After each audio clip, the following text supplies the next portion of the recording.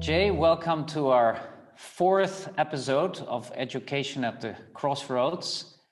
Jay Thompson is joining us from New Hampshire. He is the Dean and a Fellow at the St. Thomas More College for Liberal Arts. Jay, I'm very happy to see you. Jay is also a former colleague of mine here at the ITI many years ago. And Jay, I'm very happy to speak to you across the ocean.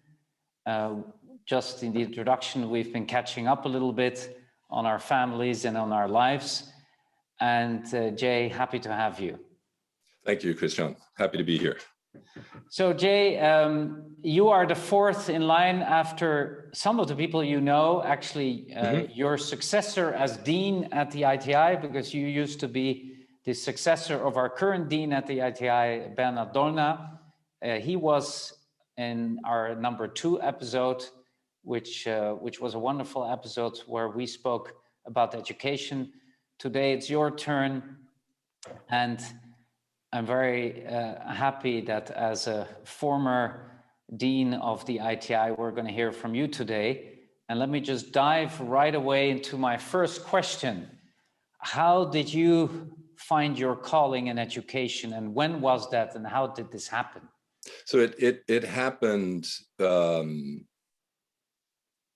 not on a particular occasion. So I found myself in university, initially studying medicine for no particularly good reason. That is, when I was 17, people said to me, you have to apply for university. What would you like to do with your life? And I really didn't have an intelligent answer to that question. And I thought, well, medicine seems a noble profession. I've done well in math and science. Medicine seems a noble profession. Maybe I'll be a doctor.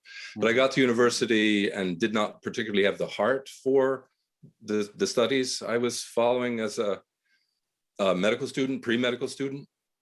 And I had the very great good fortune, by the mercy of God, I found a few very good friends, one of whom became my wife. Oh, that comes in handy, yeah. And we happened to encounter a few good teachers who awakened in us a common passion for learning, exposed us to the riches of the Catholic intellectual tradition, which we found simply fascinating and satisfying. And at the time, my university had no particularly robust conception of the education it was trying to provide for its students. That university was more like a kind of supermarket of learning.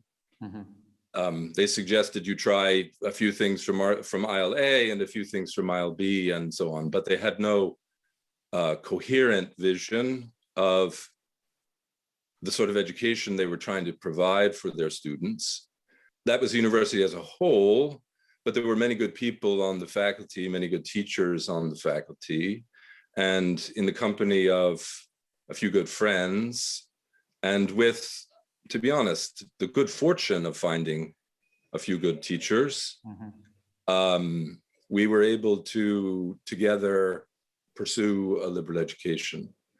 And that learning in the company of friends with a few good teachers is something I began there in university, that continued in graduate school, that in a way has continued throughout my life. It's always been a question of, again, with a few good friends, seeking to learning where we were able. It's interesting, Jay, you should say that, because this is a recurring theme that comes back during all these conversations. It's the teachers that really bring out the passion, the interest, I would even say probably curiosity of the young people. And I always hear from people who themselves have landed in education, I always hear in one way or the other that it was brought about by one or more teachers that actually brought something out of them through their teaching. Yep. I like very much the element that is a logical element, but that we probably don't reflect upon enough, the element that you bring additionally into that, and that is friendship. Yes. The combination of good teachers and good friends is obviously the best recipe for a good education. Because Absolutely. yeah. And I think in my case, at least, both were essential. Mm-hmm. I think in the absence of those good friends, I don't know that I would have pursued in the way I did the interest sparked by the good teachers. Mm-hmm. And again, in the absence of good teachers, good friends are at a loss, because of course, when you're a student, Mm-hmm. you don't know yourself in what a liberal education consists. Mm-hmm. So very difficult to be left entirely to your own resources. Mm-hmm. Yes, very difficult. So I had the great good fortune in both those respects. And again, I think both of those things were, in fact, essential for my own journey. All right. So good teachers and good friends, we're going to remember that for also the rest of the conversation, which brings me in a very natural way to the second point I'd like to discuss with you. What do you, I mean, Jay, you have now many decades of experience in education at different educational institutions, starting with your own studies, but then the different educational institutions where you taught, the last two being here, the ITI, and then St. Thomas More College. So you have seen quite a lot, and much more than that, of the educational world. What, from what you have learned, what you have experienced, would you consider is the most important goal or most important mission of education? Yeah, well, if the education you're talking about is a liberal education, then a liberal education is essentially directed to the good of the ones being educated, to the good of the students. And the aim is to equip those students to be able to live well as human beings, as Christians, in whatever circumstances they'll happen to find themselves in life. So the aim is the introduction of those students to, or the encouragement of those students to develop, to become the sorts of persons who can live well as human beings and as Christians in whatever circumstances they find themselves, right? So to do that, one has to be able to discern what's good, and one has to be disposed to choosing it. One has to be able to responsibly direct oneself and others, those for whom you are yourself responsible. So, I mean, the mark of a liberal education, as opposed to other sorts of education, is it's for the good of the student. Right? That is, it's supposed to introduce the student to what's good for the student to know. It's supposed to help the student to become what it's good for the student to be, as opposed to fitting the students to performing other tasks that serve other purposes, right? But the tasks themselves may not constitute the good of the student and the qualities they need. They might need to make them useful for other purposes, right? But not the sorts of qualities they need to live well and so be happy. So let's unpack a little bit, because I find that an interesting way of describing it, to live well as sort of an overarching concept. Can you unpack that a little bit, what exactly, from your perspective, that means living well? Because this is where a lot of people are very confused what living well means.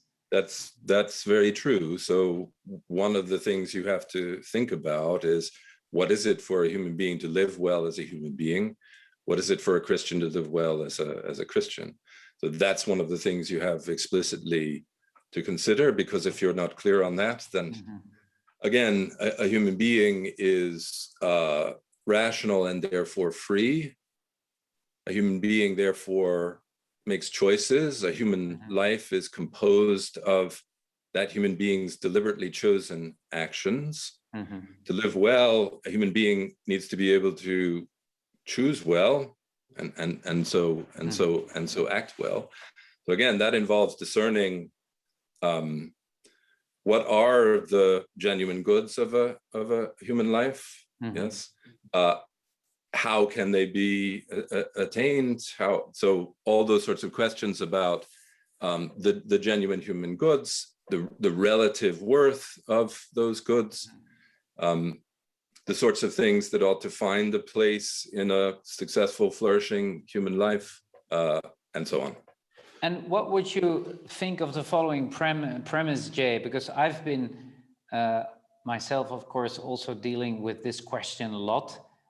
You probably know that I'm also responsible for a Catholic high school that is across the street that I founded in 2013, and that is now in its 8th year, and which is very much built on the liberal arts idea.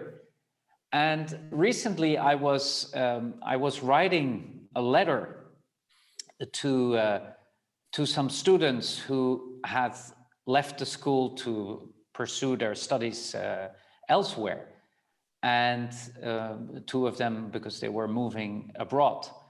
And I was writing each of those students a personal letter as sort of a goodbye. And in that letter, as I was writing it, I was struggling with the question, what is going to be for them the most important message I would like them to take away from this school, from the years that they spent here at this school that is also very much focused on the liberal arts. And going back and forth and thinking about it, apart from the fact, since we're a Catholic school, Christ is at the center, this is like the core of everything. I came to the conclusion, that's my premise, and I'd love to hear what you think about it. I came to the conclusion that the most important thing that they take away or should take away from their time at our school is the importance of and the ability to think for themselves. What would you say? Would you agree with that? That is one of the most important aspects of education, or maybe the most important one? How do you think about that? Yes, although the for themselves part is frequently misunderstood these days. So they have themselves to think. That is, they have to live thoughtful lives. They have to be able to think intelligently about how things are in the world, about what they're to do and not to do, and so on. Yeah, they have to be thoughtful. The for yourself part very often gets taken to justify in advance whatever one happens to think. So I'm thinking for myself. Don't tell me what to think. Don't introduce this consideration to me. Okay, that's a good point. Don't put me to the test. Don't question me. I'm thinking for myself. When you're thinking at all, you're thinking about the world we share in common, and you have a certain responsibility to make your thought adequate to the world we think in common. So by all means, you have to think. And that is inescapable, and you cannot live well as a human being unless you are doing that well, thinking well, being thoughtful. I think that sort of comprehensive thoughtfulness is in fact what a liberal education is supposed to instill, in addition to the other sorts of habits that are necessary for one to engage in that sort of responsible thinking. Or independent thinking is maybe a better way to call it than thinking for oneself, because the reason why I came to that, and I find what you say here, of course, a very essential component, because the saying "I'm thinking for myself" can indeed also be a way of shutting off anything else. And of course, that's exactly the opposite of what we would like to achieve. Precisely, right. What I am thinking about here most when I speak about that is that we live in a world that is continuously telling us what we need to think and how we need to think. And of course, with all the new orthodoxies that we have today in the world, we very often, many young people very often tend to stop thinking for themselves because either they're afraid or uncomfortable to go against the mainstream. I would say that's the other side of it. Yeah. I mean, I think in present circumstances, that's certainly the case. That's not necessarily the case. I mean, I think they have to learn to think. And it's not necessarily the case that the society in which you live is thoughtless or encourages thoughtless conformity. I think that's often the case for our young people, that they're confronted with demands to hold certain views without having thought about the matters in question, just to get in line with right-thinking people think this, therefore. But that's avoiding thinking at all. In fact, that's what they're encouraged to do, is to avoid thinking at all. Exactly, not to think. Right. And if you find yourself having to agree with a conclusion that is widespread, then that's a good reason for agreeing with the conclusion that's widespread. And if you don't, then it's not. But the imperative is to think, and to think responsibly, and to follow that thinking wherever it happens to lead. The reason why this you might ask yourself, why am I, so to say, digging so much with this point? The reason is because from my study of history, especially my area of expertise, human rights and human rights abuses and the history of the 20th century, and of course all the slaughter that we've seen in the 20th century, what I have concluded from reading that and studying that is that the worst crimes against humanity have always happened when people decided not to think.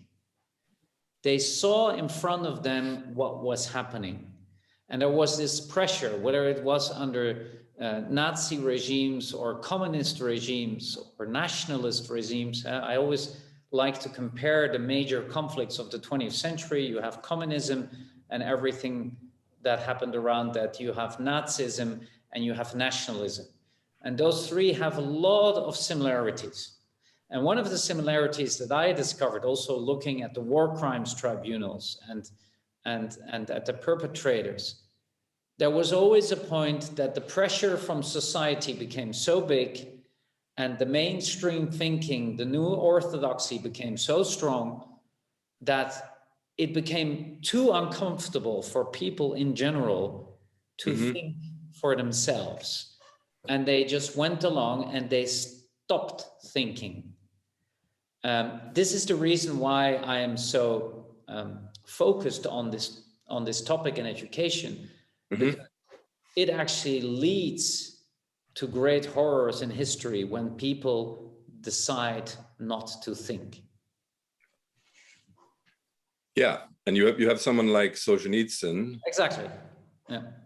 Saying the appropriate response to these pressures is living not by lies. That is, not saying to be what you don't actually think to be, just not being complicit in untruthfulness. Right, exactly.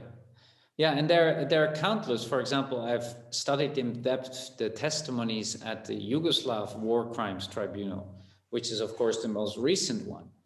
And it's unbelievable in the stories that you read there how normal human beings without a criminal record, without any specific things in their lives that would predict that they would become war crimes perpetrators, actually went on to kill hundreds of people in cold blood.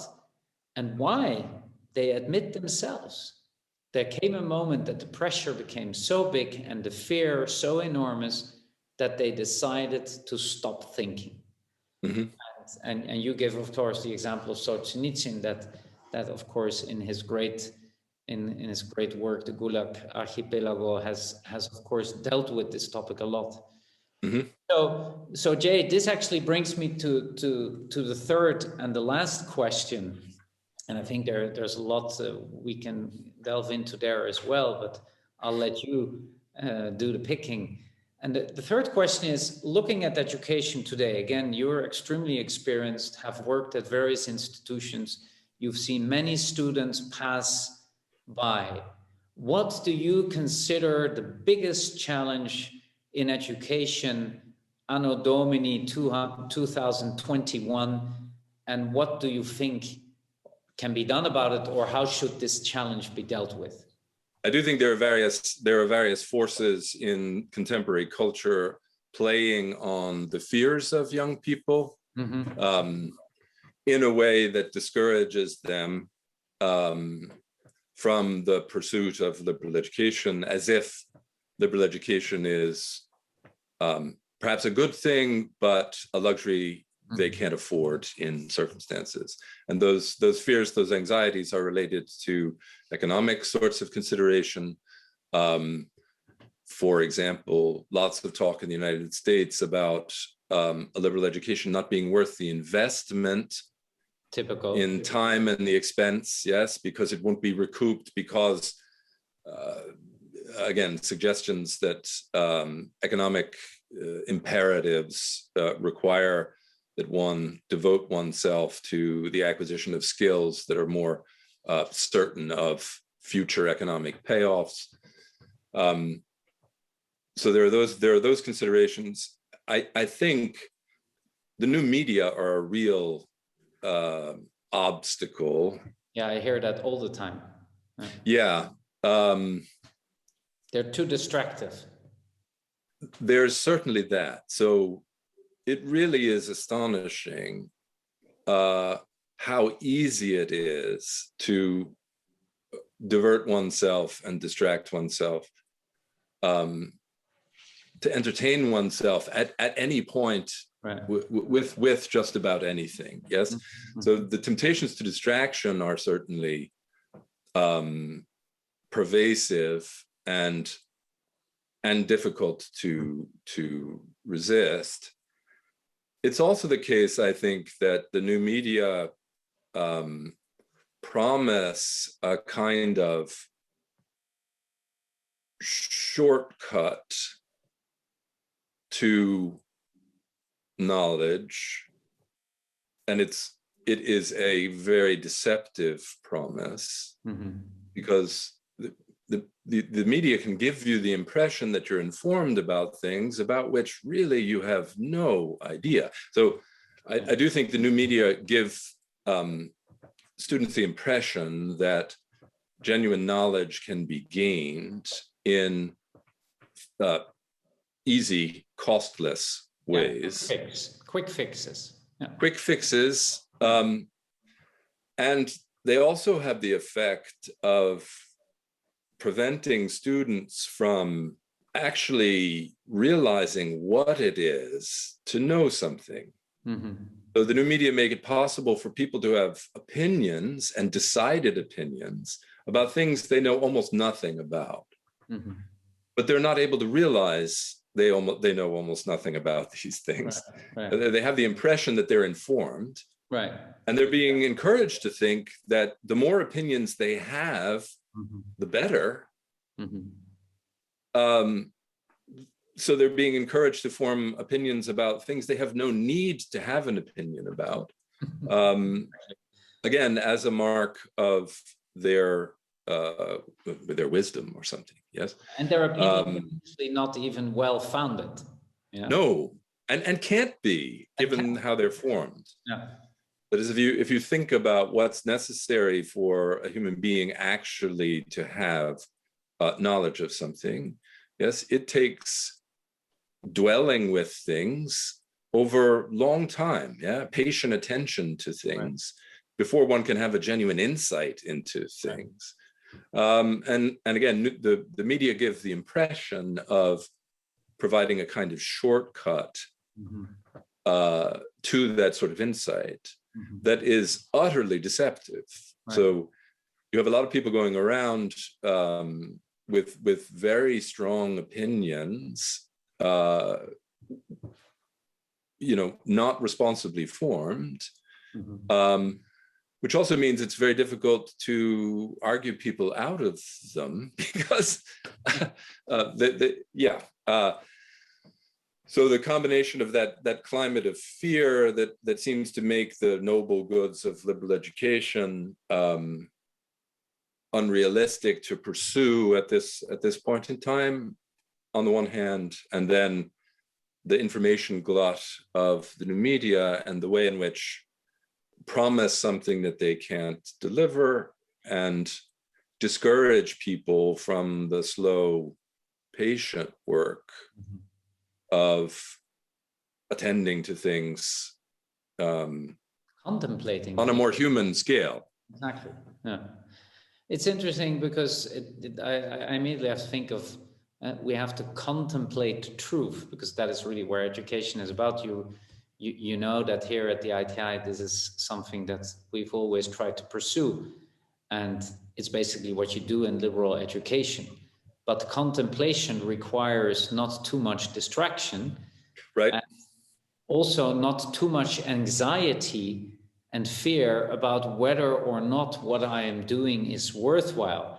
And this actually brings together those 2 points that you mentioned as 2 challenges for education today together very well. So on the one hand, this fear, this anxiety, am I doing something useful, which of course comes from this utilitarian thinking that our educational systems have often been so flooded with, this continuous teaching of skills and only skills, rather than actually teaching people how to think, how to understand the truth.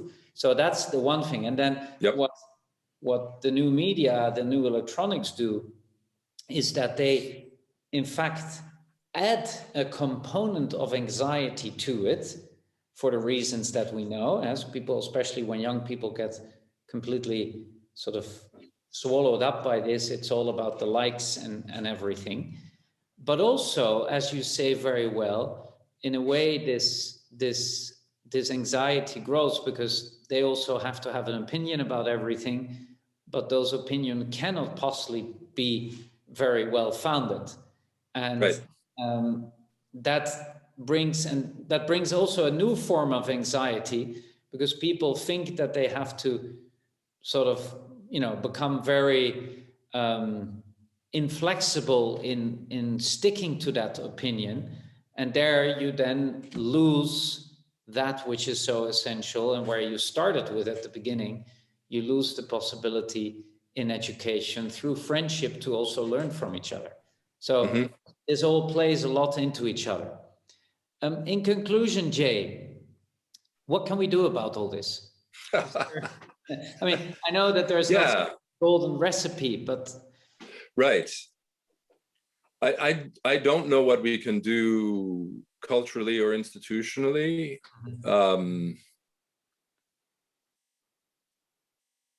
Yes, I don't know what can be done in that regard. Maybe I can do think. Question: what do you see as a teacher, as a professor, working with students? And maybe you even will come back to where you started with, but what do you see works? What do you see is actually uplifting students? I always have to think of the famous words of St. Thomas More, who says, education is about bringing up the pearl that is in the person. It's not the exact translation.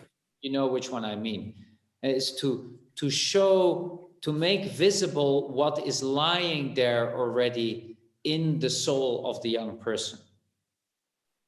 What do you see from your experience is something that uplifts young people through education?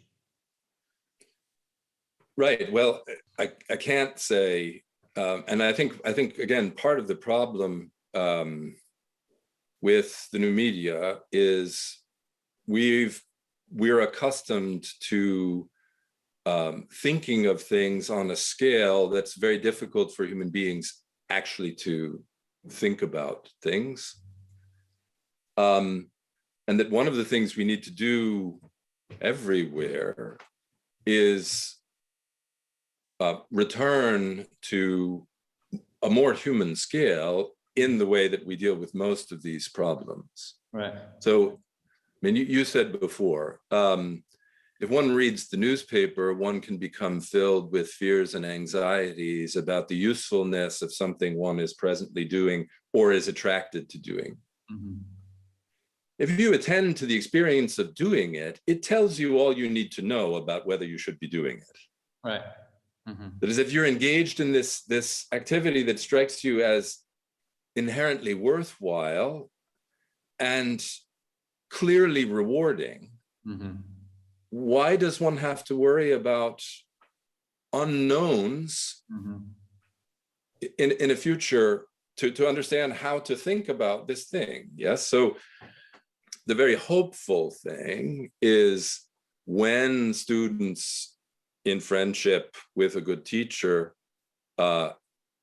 seek knowledge of the truth, engage in learning, it is self-validating. That is, the goods of it become manifest in the pursuit of it. Yeah. And everyone is able to recognize those goods. Yeah. So unknowns should not lead me to be denying the evidence of things actually at hand. Mm-hmm. Mm-hmm. Yeah. Right. And again, the goods of education are things evident to those who are engaging with them. Right. And when I recognize those goods, and when I recognize that evidence, I ought to remain with that evidence. Right. Yes. And again, not to allow unknowns to lead me to deny what I know. Right. So whatever the cultural trends are, good educators doing good work, right? Continuing to do good work is the only intelligent way forward. Right. And there's reason for hope there because again, that the goodness of that work can actually be appreciated by those who are involved with it. Right. Well, I think that's a beautiful concluding thought. Good educators have to be continuing the good work that they're doing. And there we come back to what you started with. We need teachers that are engaged, that are really following their calling, and therefore are able to awaken their students, awaken the souls of their students in the pursuit of wisdom and the good. And that is needed in an environment of friendship. Mm-hmm. So Jay, thank you very much. This has been a great conversation, and thank you so much for taking the time. And thank you for inviting me. Yes, it's been a great pleasure. Okay, and greetings to many old friends there in Trumau. I will do that. Thank you. Okay. All right. Thank you, Christian.